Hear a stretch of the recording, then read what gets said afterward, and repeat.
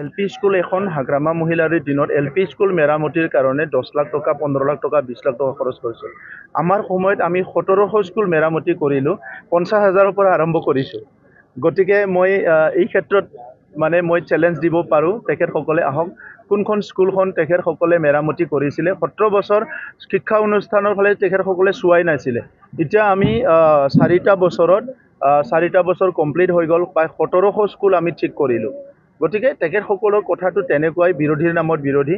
কিন্তু তেখেতসকলৰ আচল কথাটো হৈছে মিছন আৰু ভিজন নাছিলে, কোনো আঁচনি নাছিলে ৰাইজৰ কাৰণে। আজি আমাৰ 35টা আঁচনি আছে বিটিআৰত, সকলো মহিলাৰ কাৰণে, শিশুৰ কাৰণে, যিসকল আমাৰ দিব্যাংগ ভাই বন্ধুসকল আছে, কি কয় বিশেষভাৱে সক্ষম, এই সকলো শ্ৰেণীৰ ৰাইজৰ কাৰণে আছে, খেতিয়কৰ কাৰণে, মহিলাৰ কাৰণে। গতিকে আজি এই পৰিৱেশটো দেখা পাই পেলাই তেখেতসকলে শংকিত হৈছে আৰু মোক ব্যক্তিগত আক্ৰমণ কৰি ৰাজনীতিটো বেলেগ ধৰণে লৈ যাব বিচাৰিছে।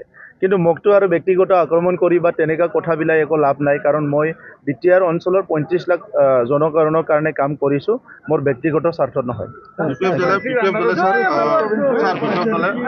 সঘনে আলোচনা হৈ আছে।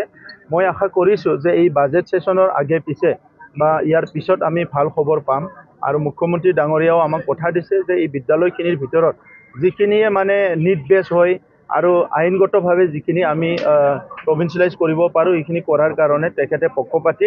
এইকাৰণে আমিও আমাৰ চৰকাৰৰ তৰফৰ পৰা আমি চাই আছোঁ কোনটো বিদ্যালয়টো ৰাইট টু এডুকেশ্যন এক্টৰ আণ্ডাৰত পৰে আৰু নপৰে, আৰু মেক্সিমাম কিমান ৰিলেক্স কৰিব পাৰে, এই কথাবিলাক চালি জাৰি চাই আছোঁ। Thank U.